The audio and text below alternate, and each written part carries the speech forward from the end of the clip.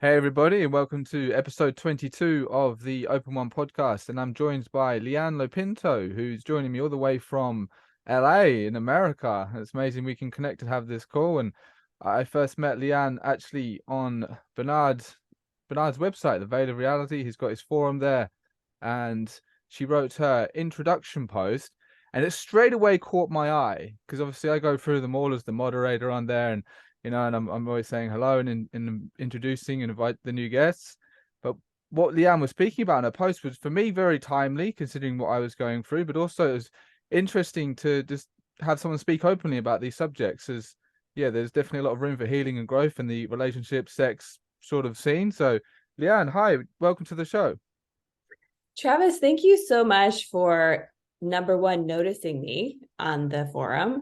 I love talking about love, sex, and relationships, in particular, really high level conscious relationships. That's part of the reason why I love Laura and Bernhard's work. I'm so happy that we connected. Can't wait for this conversation. Absolutely. So, do you want to give everybody a bit of an introduction on what it is you do now and why you started? Yeah, absolutely. So I have been practicing as a psychologist for over 10 years now. It's been the last, I want to say maybe 4 or 5 years that I really switched my focus to love, sex, and relationships. And that is because I really had to go through the fire in my own personal life with regards to going through a divorce. That was the ending of an almost 20-year relationship. We were together for a long time. And it was very humbling for me to go through that. Of course, it was a devastatingly dark time for me. It was really my rock bottom in life. But coming up the other side of that, I just had to get really humble and realize that I actually had a lot to learn about being an incredible partner, what really makes relationships work. And at first, I had so much shame around that because it didn't seem like many people were speaking about this. So, for example, at that time, we had a lot of friends who were married. Nobody was really talking about troubles or hardships in relationships. But what I know now, as I started to speak openly, I was running women's circles here in LA for a while, starting to share with friends little by little. And I realized that almost nobody really knows what they're doing in romantic Yeah. relationships. So then I was like, oh, I'm not the only one here. And so as I sort of went through a really intensive, like 2, 3 year process of healing, learning everything that I could about relationships, getting my own support from my own therapist, I had to build myself up from the ground up in relationships and just learned so much along the way. So it's kind of this combination that I do, whether I'm teaching or working with clients, of really sharing my own personal journey and what worked for me, in addition to pulling from my experience as a psychologist, um, and really teaching people that relationships can be a huge catalyst for growth. And so this is getting into Yes. conscious relationships. But when we can use relationships and turn towards all of the stuff that comes up, all of our buttons being pushed, everything that is kind of revealed in relationship, both within ourselves and within our partners, when we can turn towards that and really look to see what's there for our healing, it can be a massive catalyst for growth. And so that's the one thing that I really want people to understand, is that there's this huge potential for relationships to help us to grow and evolve. Absolutely, very powerful. And so you spoke about period where you sort of building yourself back up and gone through that hard breakup. I was curious, was your previous partner, was he sort of awake? What was the reasons for that falling apart as it did? Well, I think it's kind of a reflection of how most people do relationships. It was a co-creation, which was one of the hardest pills for me to swallow. So what I mean by co-creation is that it wasn't just like him doing all this stuff and like I was just, the victim of him being unkind or all this stuff, which was my story for a long time. Like I was very much in victim mentality of like, he's not being respectful, he's not treating me kindly, we don't have a really good connection and he's not stepping up to the plate. But my therapist at the time gently guided me to see that all relationships are co-created. And so I was obviously bringing stuff that wasn't working. he was bringing stuff that wasn't working. I wouldn't really describe him as being awake in terms of what you and I consider that to be. Yeah, and that's become obvious during the pandemic and everything. But what I'll say is that what he was doing that was impacting our relationship was really just living out his parents' relationship, which isn't the best. And so, and I almost feel bad kind of talking about his stuff or whatever, and I'll own my part in a second. But for him as a man, it was very hard for him to access his emotions, his heart. And the models for all of us typically are mother and father. And so if you learn dysfunctional ways of being and how to love someone through that lens, then you actually have to do a ton of work and be very conscious from a young age in order to interrupt those patterns. And so most of us actually learn this as we go on and sort of crash and burn in relationships. Yeah. And so for me, what I learned in terms of the co-creation part is that, I actually was settling for a lot less than I deserved. I knew for a long, long time that things weren't very good. I noticed a lot of red flags, but I didn't actually take action on those.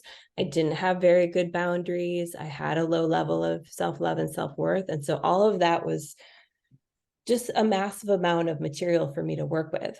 And so those are the areas that I had to focus on, because really all we have control over is how we show up. And so that's how I've healed and turned myself into a better partner. That's awesome. Yeah. And I like you gotta have that focus on becoming a better partner before you attract a better partner, eh? Because everyone's like, Oh oh, my gosh. I want Yeah. this, but then are you that? So yeah. Yeah, well, that's one of the things that's so huge that I work on with clients. A lot of my clients are women. I do work with men as well and couples, but that is one thing that we do at the beginning. So, number one, getting really, really clear on what is the type of partner that you're actually looking for, right? What is the type of relationship that you want to create with this person? What does that look like? But then that third part is really kind of what you said, turning towards yourself and asking yourself, what do I bring to the table?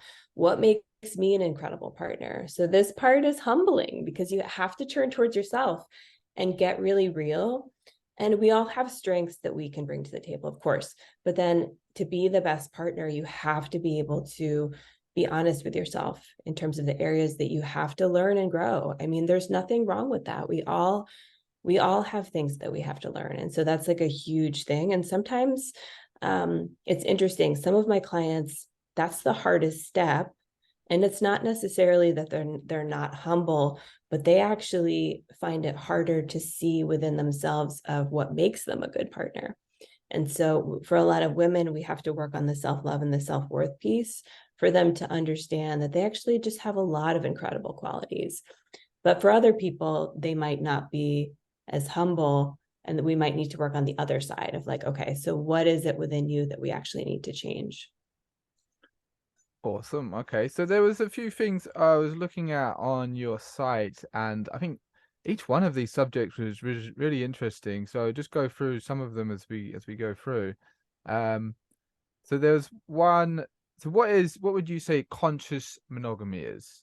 How would you define Oh yeah, that? I love that you found that. So I think it's basically first I'll explain conscious relationships, and then maybe we can sort of narrow it down to conscious monogamy. So conscious relationships, I was speaking to it a little bit earlier, but it's really just this understanding that all relationships can be a vehicle that we use to grow and evolve from. And so being conscious means that you are able to see things that come up in the relationship with clear eyes, right? Conscious versus unconscious. It's you are aware that your buttons are going to get pushed, you're going to get triggered, your partner is going to get triggered.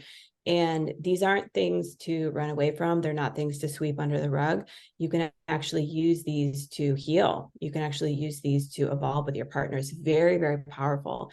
Of course, the prerequisite there is that you need to be able to, number one, have the courage to face things as they come up. Number two, have a growth mentality to know that this is actually going to be for your highest good. And number three, conflict resolution skills and how to navigate that in a respectful way, right? So these are all tools that you can use. Um, in addition to just knowing that conscious relationships are going to be this incredible vehicle for you to grow and evolve, and that you can model this for your children and everyone around you. It's really that serious, it really is for me. And so conscious monogamy is, I guess I would say, well, let me just be straight with you. I'm definitely a proponent of monogamy. I think that in this day and age, there is this draw or this pull towards open relationships and polyamory. And I think it's kind of hilarious because people who are just out there dating right now, and maybe sleeping with multiple people, they're like calling that polyamory, when it's like, you're just dating and like sleeping with people. You don't have to turn it into this trendy term. But whatever. I think that like there might be a small percentage of the population who are truly wired to have multiple sexual partners, and that's totally fine if that's true. But what I find is more true through working with clients and just engaging in this conversation on a bigger level collectively is that most people actually don't have the tools, kind of the ground level basic relationship tools, to actually make relationships work, monogamous relationships in particular. And so we have a lot of gaps that we need to fill in on the very basic level of making relationships work, that until like somebody can prove to me that they actually have those healed and they have a really solid foundation, like they have self-love and self-worth worked out, they know how to set boundaries, communication is on point, like conflict resolution's on point, knowing how to master your sexual energy both within yourself and in a partnership, that's on point. Until you can show me that, I really don't buy this idea that humans should be sleeping with everybody. So I'll just pause there. This is a big topic. It is, and that's how we first started conversing on the forum, was actually speaking just about this, and I really did appreciate your input. It was very interesting, and how you were saying how you couldn't see in a polyamory open relationship setup how the divine union could be as strong as it's possible with just one or two people in a couple relationship. Yeah. Oh, thank you for bringing that in, because like this is getting to the more advanced levels here, I guess, the more esoteric levels. But like you actually, from what I know and my understanding of really, being in touch and in tune with these more esoteric paths of spirituality, divine union, the definition of that meaning the divine union of the masculine and the feminine, not just in a partnership with two people, but ultimately internally within yourself, this being a really incredible path to enlightenment and evolution and ascension, really is, I could argue, and I have argued in the past, that this whole trend of open relationships and polyamory is actually interrupting that, because I just don't see how you can have a true divine union with multiple people. It doesn't make sense to me. But I would love to hear what you have to say about that, actually, if you have any thoughts.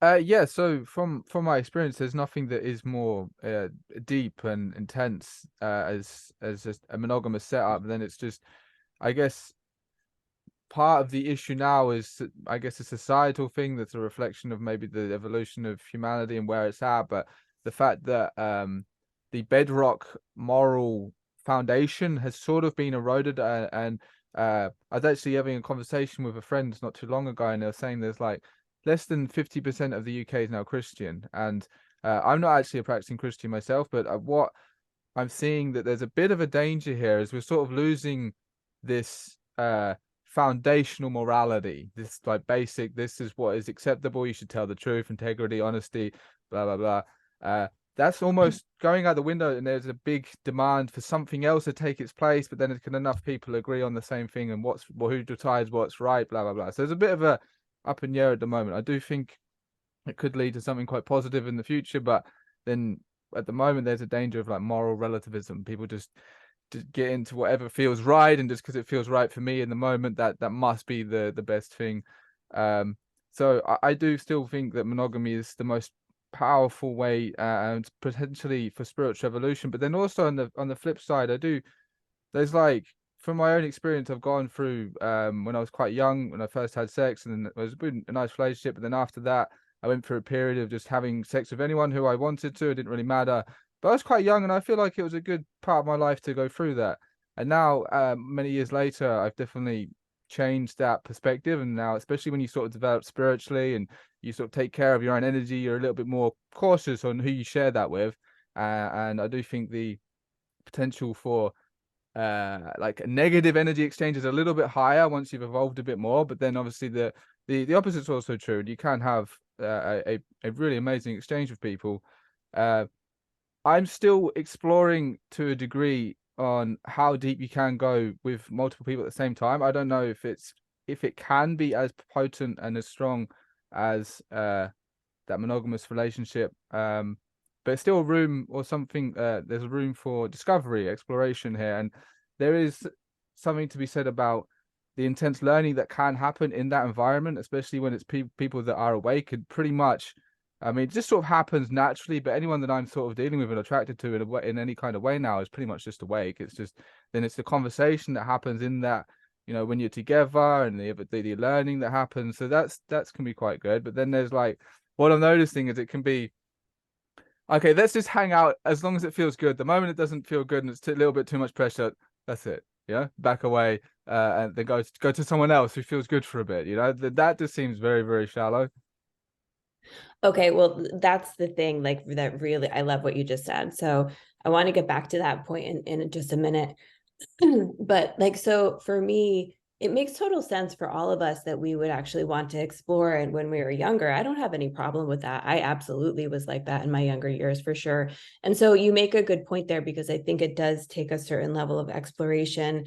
And as you become older and more mature, quite frankly, I think you start to settle into being able to yeah, build something with somebody, right? And have that partnership where it's really just you and the other person. The idea of commitment comes in here, and commitment is hard. Commitment takes discipline.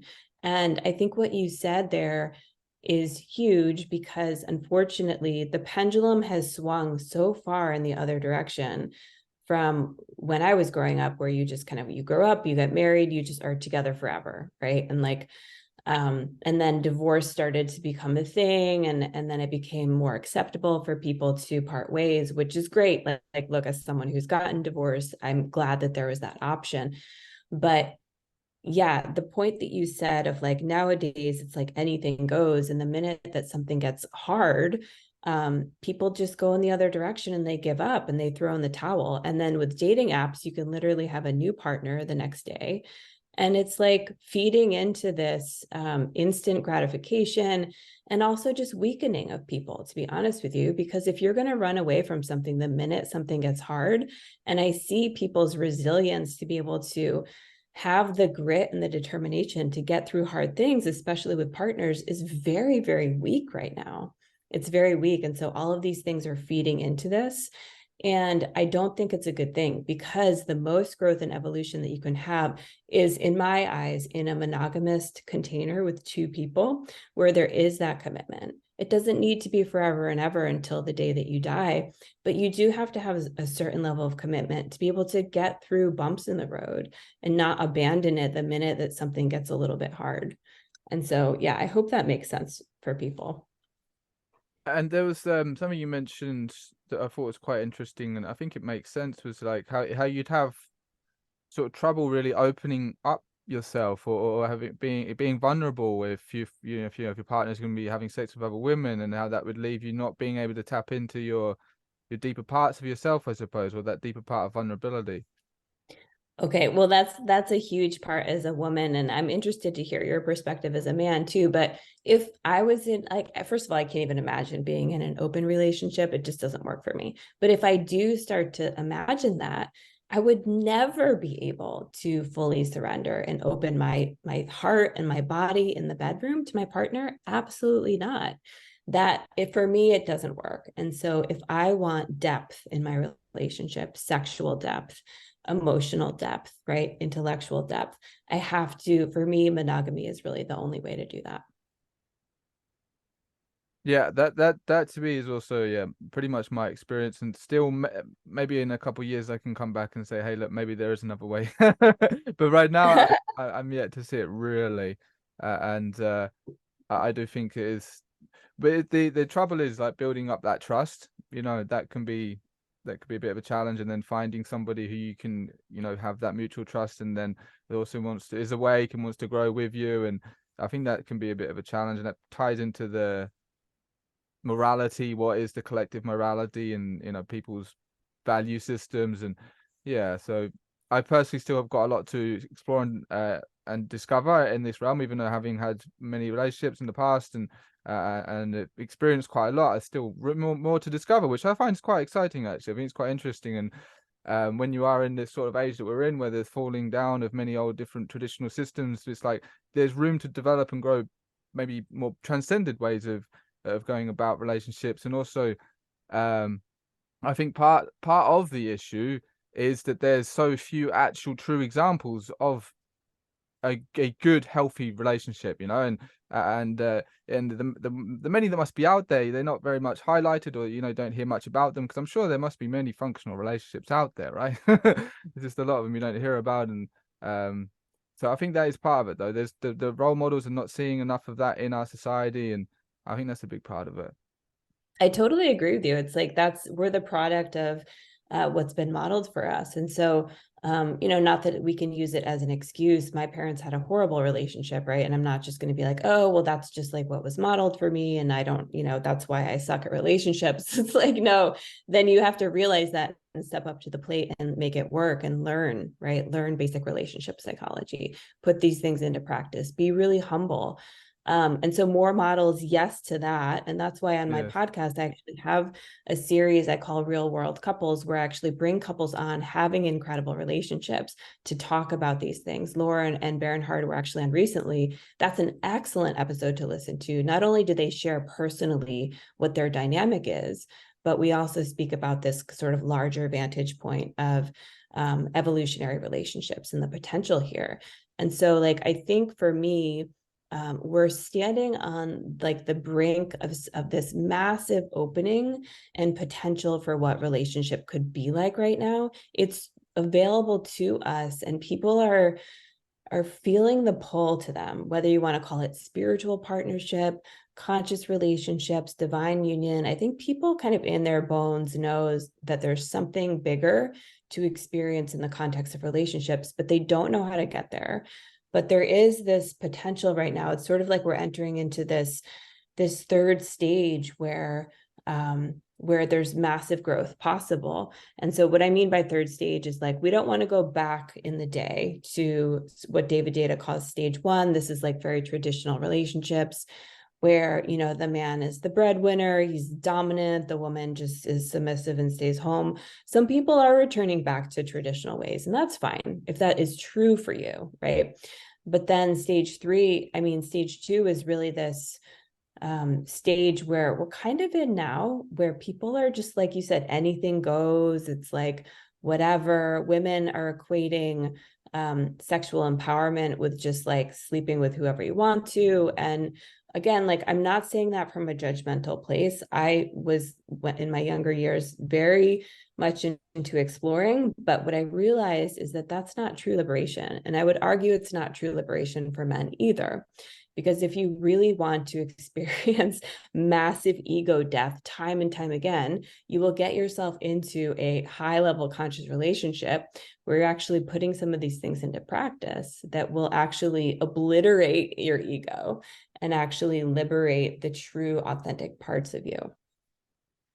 I love that. And so maybe let's talk a little bit about, you said basic relationship psychology. What would that be for you? Okay, so, I kind of have this model that I created earlier this year where, like, just picture a triangle. And so on and split it into three parts. So at the bottom level, it's really basic relationship skills. Level 2 is conscious relationships, and level 3 is true divine union. And so it kind of, what I'm realizing now in my own work, with humility, again, is that most people, although I want to be teaching about very, very high level divine union partnerships as the path to ascension, the reality is most people are actually not ready for that right now. And so we have to go back to the basics when it comes to relationships. Even my most spiritually advanced clients who are really ready to talk about masculine, feminine energy, how to work with that consciously, all of these things, these higher level concepts, they still need to go back and fill in the gaps. So what I mean by that is really just understanding what are the facets of a healthy relationship. Communication and excellent communication strategies and techniques, that's foundational. Understanding boundaries, knowing how to protect yourself against codependency, really seeing through all of the matrix BS that we're fed in terms of like music, movies, all of the models around us of what we're taught about love that like clearly aren't working, to be able to really kind of see through that to the truth of what actually makes a healthy relationship on a very basic level. For a lot of women, this might be true for men too, but a lot of my women clients need to deeply heal their levels of self-love and self-worth. So these are the foundational skills I'm talking about. That's awesome. And I guess you touched on it as well there, like the um conflict resolution tools. I think a few things you mentioned there would also tie into that as well, eh? 100%. So with conflict resolution, and I don't love that term. It kind of seems a little bit, I don't know. I don't really know what else to call it, but it's really just understanding how to get through conflict really just To be well like, with your. yeah, is it me getting triggered or is it you getting triggered? Whose egos at what? That must be a bit of a challenge, I suppose. That could be something like, is this your ego? Or is this my ego? How do you sometimes define who is the one at fault? Yeah, absolutely. I think like the first thing, even before anything happens, is that it's amazing and incredibly and really sets you up for success in relationships if both partners have a growth mentality. So what I mean by that is that they are like, okay, in life there are challenges, that there are bumps in the road that happen, and that's not necessarily something that we should whine about. It's not something that we should avoid at all costs. We're not going to throw a fit about these things. We're actually going to get really curious and see what's underneath there. Like, what could the learning lesson be? Why are these things coming up? So that's like first and foremost. If you have that mentality, getting through conflict, you're going to be at a much bigger advantage than most people. And so that's really, really big. And I mean that honestly for people to sit with and kind of reflect on, rather than just like kind of, the term growth mentality is used so much nowadays, but when you can actually apply it to relationships, it's huge. And then understanding when things come up, to be able to really just slow it down, right? To be able to, instead of getting triggered, and this is another part of like tying back to the discipline thing and the instant gratification thing, we need to develop a little bit more discipline of our emotions, of our bodies, and not immediately fly off the handle if a button is pushed within us. This can be a muscle that you actually work on developing, and we don't have to be perfect. There's going to be some times where maybe you do, and that's totally fine. But then learning how to repair afterwards is also a huge part of this as well. But in the moment, if you get triggered, to be able to really notice in your body what's happening, to be able to slow it down, and to be able to get curious, right? And so I think the slowing it down is really big. If you feel yourself getting really activated in a conversation with somebody, sometimes you might need to ask for a little bit of space or a break if you feel like you're tipping over energetically and it's too much for you. But these are all things where if you understand, and I think a lot of people can understand that this could be the potential for growth, because have you ever had sort of like a difficult conversation with someone, or like a bump in the road where you were able to get through it successfully, and then the relationship itself was really strengthened on the other side? So have you personally experienced that? Yeah, there's actually something that comes to mind, and it wasn't actually in a romantic setup, but it was in a sort of, we're living together in a community setup, which is, it's also a lot of what we're talking about could go into that, because when you're living with someone, again, even if you're not in a romantic relationship, but it's a community and you're around them all the time, your triggers can get brought up, and there can be disagreements on how to do things. And this was at a Helpex in New Zealand, and it was a soft grid place. It was really cool.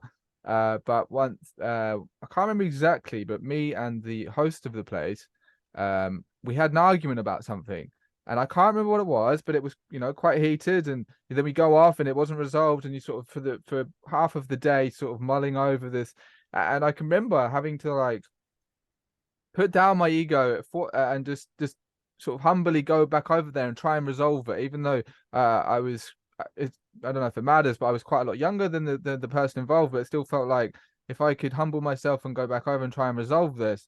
And then we spoke calmly, and it was almost a surprise how well it went when it was just like, okay, let's just try and put everything down and come to a resolution here. And then we were like stronger after that. After we'd gone through this argument and managed to resolve it as adults, then the union was stronger after that, even if it wasn't romantic. So I do think there is something to that when is this triggering, and then maybe take some time to calm down. But uh, I can specifically remember that because it'd been in previous places. Like if I had an argument with someone, just wouldn't talk, just leave it, okay, and then it just wouldn't get better or whatever. So it was like that was a defining moment. Yeah, I like that you share that because it's really been the case in my life too. And I can speak as someone who was very conflict avoidant in the past. And so I really did have to build this muscle to have these courageous conversations in the first place. And so just to be clear, we're not talking about, situations with people where, it's abusive situations or like situations where you really need to distance yourself and set really clear boundaries. We're just talking about everyday relationships with people where when you can build that muscle to get through hard things, then it strengthens the trust in the relationship. It strengthens the trust in the other person that you can actually get through hard things together. And so in a way, it makes you relax into more of the safety of the relationship. Not that it's going to be, safe all the time, but you have a certain trust that you can kind of lean in a little bit, allow yourself to be more vulnerable and authentic with the other person. And it's very powerful, to be honest with you. And so like what I see with conflict is that there's two ways of approaching it typically. There's either pure conflict avoidance, where you just sweep everything under the rug, you don't want to rock the boat. Either one or both people can be like this. And then stuff just accumulates sort of in the air, baggage starts to accumulate. And then over time, because it's not being cleaned out and spoken about, it really is the death of the relationship. This is something that was the case in my own marriage. And so I feel very strongly about it, because if you don't actually talk about things and keep things clean and clear in the relationship, then it really could actually kill things. And so I don't recommend going down that road. Yeah. Also, in terms of intimacy, this is another thing as a woman, if things are unresolved and there's just things lingering in the air that we haven't talked about, I just can't open sexually, and so it's like, if this is for men men listening, or anybody really, but it makes for much, much more connection and intimacy when things just feel really good and there are things that have just been talked through. There's also the second way that I see, where it's like people crash into each other and they're not afraid of yelling and screaming and fighting, but there's just a ton of like pointing the finger, yelling, blaming the other person, right? So obviously that's not good either. You want to really shoot for that middle ground of respectfully getting through things together. Yes, and you mentioned about the intimacy factor, and also, and I think it's important to highlight as well, because um I think what's also missing is where people are maybe not as in touch with their bodies as they could be, and we've got a lot of room to develop spiritually and get in touch with all these different energies. Uh, a lot of people aren't realizing the benefit of what can come from having a monogamous partner who you're super connected with and you can trust them, and you're vulnerable, and you've gone through and you've grown. And you mentioned about how, if you go through these conflicts and resolve them instead of letting stuff linger, and you have these like maybe background subconscious bad thoughts about the person and all of that, that the sex can be incredible, the intimacy can be amazing, you can have like this incredible connection. And it doesn't mean, I think this is something that's quite key to mention, the sex doesn't have to get worse just because you're with someone for a long period of time, right? Because that's sort of what part of the appeal of polyamory is because the sex is, it's intense, it's exciting, it's exhilarating. But if people actually had tapped into or were more open to themselves and higher connections, it can lead to what I think this is partly what you meant on your site when you say supercharged intimacy. Yeah, exactly. Thank you for bringing that up, because let's just talk about sex for a minute. Like, really, it's okay. Like, whatever floats your boat, honestly, is fine. Everyone gets to choose, and have free will here. But what I'll just say is for people like us, honestly, who are interested in depth over superficiality, like there's nothing that compares to actually being intimate with somebody that you have this incredible connection. I call it multidimensional connection, not only on a physical level, but on an emotional, intellectual, and spiritual level with somebody. And so some of that is built over time as you go on together as a partnership. And as you can relax more and more to knowing that this person can hold you no matter what, that you guys can get through challenges together, it really allows me to just like almost like, and I was practicing this consciously in my last partnership where, gosh, I can't even explain it, but it's like my goal as a woman in the bedroom was to just surrender and open and relax more and more and more every time. And so that does correlate to actually incredible sex over time. And so the sex gets better and better and better as you go on rather than the other way around. But you have to have an understanding of some of these tools in order to get there. So there's so much to say there. But yeah, I love that point though, because it can get better over time. Yes, and I think that's because it's like almost a matrix program conditioning that the sex gets worse the longer you're with someone. But like say if you are both growing together and it can actually keep going and there's room to explore and discover what it can be like. I think that that is really quite fascinating, and that could be we need to like make it appealing for if we say that monogamy is it can be a very useful way to go about relationships. You got to think of how can we say that it can be better like this as opposed to the polyamorous setup. Totally. And another thing about conscious monogamy is that if you're using a relationship to grow and evolve with your partner, there's massive growth and evolution that can happen in that container. And so oftentimes who you start out with as a couple, like both of you, a year from now, you'll both be totally different people. And so it's almost like if you both have this incredible growth mentality and both of you are completely up leveling time and time again, your partner is not going to be the same person they were a year ago. And so this actually increases the freshness of it, keeps it alive, rather than having a relationship where both people are in this more fixed mindset and they're stagnant and they're the same person that they was 5-10 years ago. That's not sexy, it's not exciting. And there has to be a certain amount of like energy and movement in the relationship, if that makes sense. But it's kind of a Yeah, paradox because with conscious relationships, if you are going to keep growing and evolving into your highest expression, then there's the risk, right? There's the risk that are you going to continue to grow at the same pace, in the same yeah, direction? And so this is what makes conscious relationships a little bit risky. But in my mind, I can't really do it any other way at this point, because once you have a taste of this kind of relationship and this kind of intimacy together, you almost can't go back. And so, like, for me, there's no other way. But I think also you bring up a really good point, because the elephant in the room here with regards to sexuality is the huge problem and pervasiveness of pornography and of this sort of like instant gratification culture where, yeah, people are just on my latest podcast with Max Trombley, we speak about semen retention and the benefits of this. And it's something that I think we really should talk about. This is another huge key in monogamous situations. If, women we have our own work to do as well with sexual mastery and healing our relationship with our body and pleasure.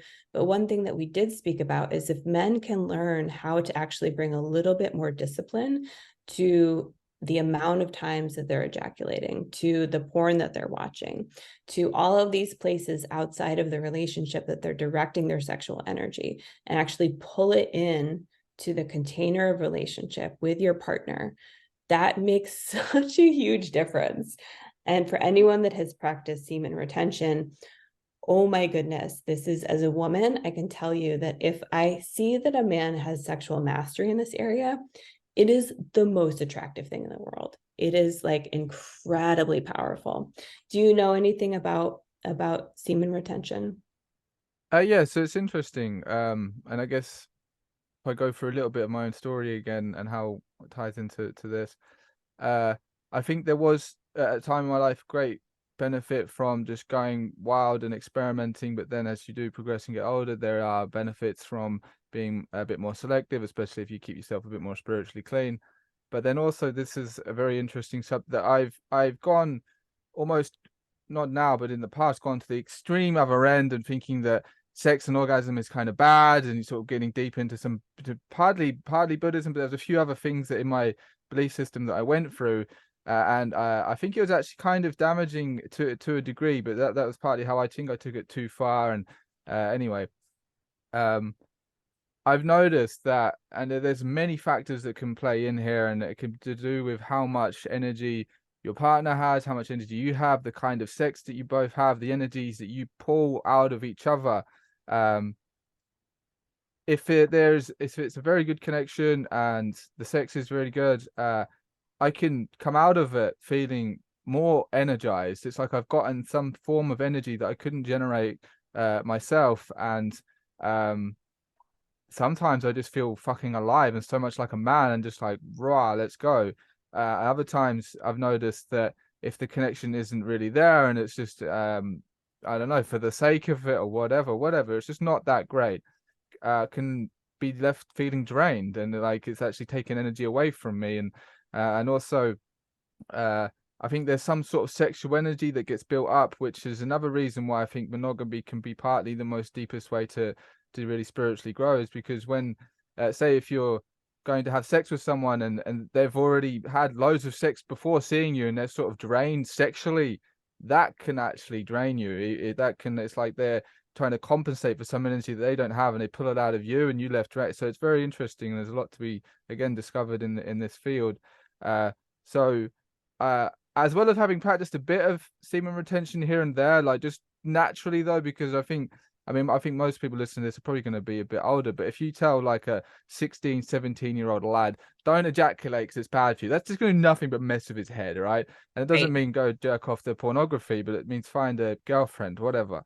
But that's why it's different periods of life. And I think as the more as you get older as a man, maybe semen retention is more of a thing to aim towards, especially if it is just sort of this natural sort of thing. You're not suppressing your sexuality, but you're transmuting it perhaps. And then there's also like having good sex, but not actually ejaculating. So that's a whole another thing in itself, because you'll still get the energy exchange, you'll still release some of your sexual energy, but then you'll maybe recycle more of. But again, it does depend, because I have noticed that even if I would ejaculate, orgasm, whatever, but it's a really good sex, a really good person connection, I come out of it with more energy. So there's a lot to be Yeah. said just on that subject. Right. Yeah. I mean, you're really talking energetically now, which is really key for anyone who's interested in maybe geeking out on this a little bit more. Look up Mantak Chia's work. He does a lot of the Taoist sexual practices. And so a lot of this comes from him, but, on a very basic level, just to kind of make it super clear, our sexual energy is our life force energy. And so especially for men, I feel like this is honestly like something that is really impacting men in a negative way, in terms of like a darker agenda that is trying to erode and pull out men's life force energy, is how addictive pornography is and how normalized it is to just completely masturbate all the time and just ejaculate all the time. Once you realize that that is your life force energy, and it's super empowering to be able to actually learn how to hold that within you, you don't have to go to the extreme. I'm a very moderate person, but I definitely am not an advocate of where we are collectively right now, whether it's men or women, to just completely, be, having sex 24/7 with everybody. It's like, no, we have to come back to center a little bit. Like I really do. And so if you just take away, just like coming at it from a more moderate perspective, I think it can go so far. I see us like way over here right now. And so I'm really trying to pull people back to center a little bit. But it's interesting because Max is sort of my masculine co-lead. We teach a lot. And so he works with a lot of men who have never heard of this before. And I think just developing a certain level of mastery, it can go so far. And women find it very attractive. If I'm having sex with my partner and he doesn't actually ejaculate, it's almost like it's so hot. Like it's almost like it keeps going. Like it's hard to explain, but like we don't even have to be making love, but it's like the sexual tension is still there because it feels like it hasn't finished. in a way. And so it's like really incredibly attractive. It's interesting. And is he still is it still an orgasm involved, or is it just because I heard that that is actually possible, like you can, as a man, orgasm without actually ejaculating. Right, that's true. You can actually learn. I'm not a man, so I've never actually done it, but yes, my partner has actually said that he's able to have an orgasm without ejaculating. And so I think that Mantak Chia probably gets into this. There's more people, there's more kind of men nowadays in the modern spaces talking about some of this. But yeah, it's totally possible. It's fascinating once you learn about how much more there is to explore out there versus kind of just like the basic level of what we're taught. Absolutely, and that's one of the most exciting things I think I find on being on this path is like all the juiciest, best parts of this reality is sort of hidden, occulted, and that this leaves us so much to discover and learn and grow. And I think that's where the real juice is when you start to look at things from a more spiritual, higher perspective. And yeah, and that's very interesting though. I've heard about that, and maybe I should check out a bit of Montachi's work because that is fascinating. It's personally, I did definitely go too far in one direction, or maybe in both directions. But yeah, it was definitely, I was like, and I think it's important just to, in case there is any other man who's in any kind of same thinking as I was, is that yeah, it can be maybe that's the higher end of developing your spirituality and your sexuality together. But then if you've got that sexual desire or that urge, the healthiest way is obviously with a woman, and fuck all the porn off. That's definitely bad, and that's gonna do nothing but drain your life force. But then to, like I did for some time, like purposefully like squash it and suppress it, that is not good. That is that is Yeah, not, so that's part of the danger that can go with that. But like you said, if you don't do what I did and just maybe moderately accept it, maybe then that's potentially something to explore. I think that's way more healthier. totally. I really agree with that. And so after, collaborating with a lot of men who also teach this and also just like in my own partnerships for men listening, it's okay. Like once a week, if you want to release, that's totally fine. But I definitely would say if you're someone who is releasing multiple times a day, you want to just kind of get really humble and look at this a little bit. If for no other reason, then it's completely sapping your life force energy. But And that's just to stop you there though. I mean, I imagine like many times a day was probably too much. But what I mentioned before is like if you can crack the code on really good sex with someone you connect deeply, it doesn't have to be an energy drain. Like ejaculation and the whole thing, the energy exchange there, it can still leave you, from my experience, revitalized and energized in ways that weren't even possible before. Because that's what a big part of my problem was. It was like, it's unspiritual to ejaculate. I'm gonna lose energy. I'm gonna this, and it messed me up a bit. I went to, like I said, I went too far of it, and but so like you said, maybe not a few times a day, but if you can crack the code of really good sex, it can revitalize you. That's been my experience anyway. yeah, I love that. And also, like in partnership, when you're with someone that you really love and you care about, and you're having sex on that level, like I think most people can agree, it's kind of like what Kim Anami describes as the difference between junk food sex and gourmet Yeah. sex. Hmm. It's like once you get a taste of that sort of that deeper level of connection with someone, it's like night and day, and so then you don't really want to go back. And that's not to say that you can't sort of have fun and explore or whatever, but like you will notice a huge difference in terms of the quality of the connection. And I think, this is where the energetics come in a little bit. This might be kind of esoteric for people, but like when you're actually making love, when both people are actually just in embodying such love and connection for the other person and offering that as a gift, right? It's sort of like you're offering that to a gift. I'm offering that to my man. He's offering that to me. It's this beautiful circuit of energy where everyone gets nourished, right? And you don't Yes. leave feeling depleted and drained. That's the case if you're with a partner. And of course, most people don't do this consciously, but if it's like they're sort of seeking to extract or pull energy from you, then you will leave that drained. Yeah. And it's just Hmm. something to notice if it becomes a pattern. Absolutely. And like you say, it's there might not even be anything verbally said, but it's just like you just pick up on it. You sort, especially when you know like what you are generally day to day and what your energy's like, and your general thought patterns. Once you've done a bit of self work, then thankfully, in a way, it can be a bit easier to identify, like when you, especially afterwards, and you know, maybe you're on your own, and you're like, how do I actually feel better now that I've gone through all of that, or has it left me feeling drained? And that is the, Right. I guess that is the risk, especially if you don't have that trust bond between one partner. You know that they're going to show up and they're going to have the energy for you, and it's, yeah, I guess it's just developing that, finding that. Right. And it doesn't have to be perfect every single time, but it's kind of just like looking at the patterns over time. And, the last thing I'll say about sexual energy is like, I think we have to understand that in terms of us being manipulated by sort of these larger forces, what is easier to manipulate than sexual energy? I mean, we have to get really real and understand that, this is something for us to claim for our own and not to have it be hijacked or manipulated by these exterior forces that actually just seek to kind of pull it out of us, right? And so, how can we actually reclaim sexuality on our own terms for ourselves and use it for our own empowerment rather than just like spilling it outwards everywhere? So, I think that's something that I would love for people to understand. Absolutely, and that's a whole nother subject in itself, isn't it? The way the hidden forces manipulate people here. But so on your, so you were married 20 years, then you broke up, and now you have another partner. Is that right? Yeah, that is right. And so, And but I want to just clarify one thing. I wasn't married for 20 years. We were together for 20 years. okay, So I think we were married for almost 10, but I met my ex-husband when I was 18, very, very young.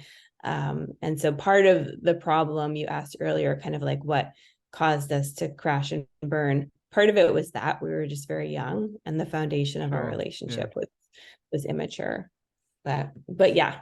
And so is this new relationship, if you don't mind talking a bit about it, have you learned a lot of the lessons from your past one, and now is this what are you living your, as an example of a conscious relationship? Do you think you could say that?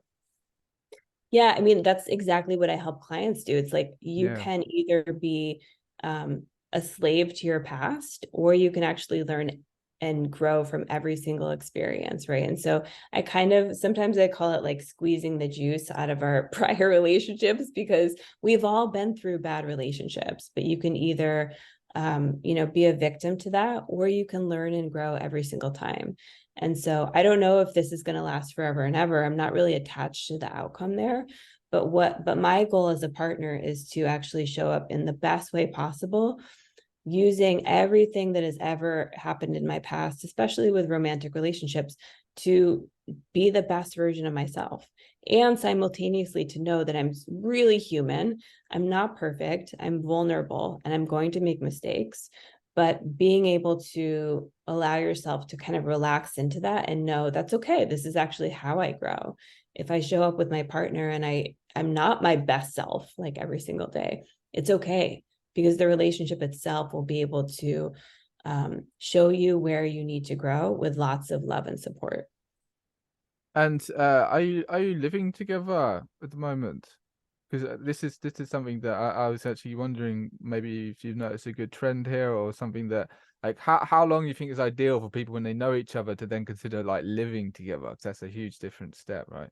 This is such a good question because no, we're not living together. And at this point, I have made a conscious choice not to rush into anything like that. It's so interesting that you brought that up because I've been speaking with a lot of clients who are in partnerships now where either they're thinking about living together or some of them currently are living together, but they need more space. And this is something I really want to kind of normalize for people is to have a quote unquote successful relationship, it doesn't mean that you have to live together. You actually don't. If you want to talk about increasing the polarity and the spark and actually making something work long term, living together is actually something that can diminish that a little bit because then There's no mystery anymore, eh? there's no mystery. You guys don't have enough space to kind of recharge on your own. And so this is kind of like I guess you could say an extreme example of what I call the dance of union and separation. And so in a relationship, when you're together all the time, it's beautiful, like that feeling of just being really, really intertwined together can feel really good, but then you also have to know how to pull back into your own energy. So for a lot of us, especially if you're introverted like me, you really need the time by yourself to recharge. And I get kind of irritable. I get kind of bitchy if I don't have enough of my own space. Also, just personally, I live with my son. And so that's like another piece of just wanting to preserve this as, my space with him, and having another person come in would change things. And not that I'm really close to this down the road, but definitely taking it slow and knowing that you don't have to. And if you do live together and it's beautiful and it works for you, that's incredible too. So there's lots of different choices for everybody. But what have you experienced when living together? Do you feel like there's definitely challenges, right? But there's pros and cons. Yeah, in many ways it can be good knowing that there's someone like always there for you, but from my experience of living together, the only time I actually did it, it was too quick, it was rushed, and there was other external circumstances that sort of almost forced that to happen. But it was a bit of a disaster. But I wouldn't say that I've, properly given that a go. Um, and it's just that is something that I'm curious about, and that and how like the mystery in itself, and that's quite important, even just to have that time apart to miss each other as well. I think if you were aware of that, you could probably work around it, and just like if you both had a life and whatever, but then you'd need a lot of trust, but you need that anyway. So um I can't say from experience I've definitely figured that one out yet. Yeah, well, what's really interesting is that, I used to be way more into Tantra than I am now. But one of the things that's practiced with people who are truly living a more tantric lifestyle is that either they don't live together, or at the very least, they have separate bedrooms or spaces, which is really interesting, right? Because the truth is that especially if you're someone who's interested in creating that masculine feminine polarity, and you practice that consciously, then you're going to be vibrating at the same pole, which isn't good for attraction and magnetism if you're just with each other 24/7, and that includes sleeping in the same bed as somebody. So it's fine for people listening, like if you are living together, if you do share a bed, that can be so sweet. But there's just also the reality of it, which is that it can be really nice to take your own space. And so maybe that just means that each of you really normalize like going away separate, right, for a weekend or something with your friends. Things like this can actually go a long way in terms of like building that spark. What is that phrase? Absence makes the heart grow fonder. It's really true. It's Yeah, really true if you get the balance right. absolutely. And so there's something else that you mentioned that you help people with, or you offer on your site, and that's breath work. And so is that, I guess, tying it into like this developing yourself so you're better in a relationship, or how does the breath work factor in here? Oh, I'm so happy you asked about the breath work. Breath work has totally changed my life. And so there's many different types of breath work. The one I practice, it's more of a shamanic breath where it gets you into an altered state. And so this is Oh something yeah. where when I weave it into sessions with my clients, it's a 3-part breath where you breathe into the belly, you breathe into the chest, and then out. And you do that continually for 15 to 20 minutes. And it really does get you it really makes the switch from your mind into your body, into your heart, into your intuition. So for me, it makes my work with people really holistic, because if we're just talking and doing talk therapy, we're just accessing the intellectual and, the emotional realms. But this really, really, gosh, I mean, like the combination since offering it this year has been so incredible. It cuts the work in half because it really kind of gets straight to the heart of the matter. And it makes it so that like any emotions that are hiding, like somatically, will come to the surface. Different insights will come in that we just never could have accessed if we're just speaking to each other. And so it's been really incredible and fun to watch. And so if anyone's interested in the style of breathwork that I do, I can send you some samples. And yeah, I just have to credit my teacher, David Elliott, here in LA. He's so humble, down to earth, but yet he's trained thousands of people to do this style of breathwork. And so, yeah, it's incredible. And there's different when you do breath work, you can bring different intentions in. Like you can bring an intention to really heal your self-love or your self-worth. You can bring intentions in to get clarity around what you're looking for in partnership. All sorts of different healing is possible. It's been incredibly transformational. Interesting. And so, do people come to you generally like on their own seeking help, or do you do like couple therapy, or how does it usually go with your clients? I would say that I tend to attract past versions of myself. Okay. So women who are, in their 30s and 40s who are looking to attract incredible partners. That's the bulk of my clients. However, I do work with couples and I do work with men as well. But that's kind of how it goes if you're out there coaching. It's sort of like you have embodied mastery of I where like people that. were Yeah. like 5 years ago. Good way. Coaching past versions of yourself is brilliant. Right. And so, is there anything more that you'd like to share just about everything we've spoken about and maybe what the future is going to look like for you? I think I would just at this point where what I feel very passionate about is just having everyone get really humble and asking themselves, where do you have to fill the gaps in when it comes to relationships? What are some of these foundational relationship skills that Travis and I talked about today that you really need to focus on? A big one that we didn't get a chance to talk about today, but is like getting to the heart of the matter for pretty much all of us is any mother and father wounds. So we didn't really talk about that. But, just exploring your relationship to your mother and your father. What did you learn growing up about romantic relationships? Was it a hot mess? Was it really incredible? The truth is that most of us didn't have very good models of this. And so it's okay. You can learn that you can use this to grow into a better partner. But there's so much inner work that can be done. At the same time, I don't want people to get stuck or frozen thinking that they have to do inner work forever and ever before they can become a good partner. That's not it either. You have to do a certain amount of inner work, but then also put yourself out there and be willing to stumble and fall and pick yourself back up when it comes to relationships. And so it is totally possible to have a relationship beyond your wildest dreams. I think people need to get very clear that there's just some work you have to put in. It doesn't typically just come magically without you like being willing to learn and grow. Absolutely. Beautiful. I love that. And so, where can people find your work if they want to get in touch with you? So I have a website. I'm sure you'll maybe link to it in the show notes. It's Yes. love-evolve.us. I also am on Instagram. So yeah, you can just like post all of that. But yeah, I'm very active on Instagram. You can always DM me. You can email me through my website. I really love talking about all of these things. So I really encourage people to reach out. And my problem is that I can't stop talking about these things. So, I will Hmm. definitely get back to you and reply to all the messages. Awesome. Well, thanks for joining me. Really enjoyed this chat. Thank you so much, Travis.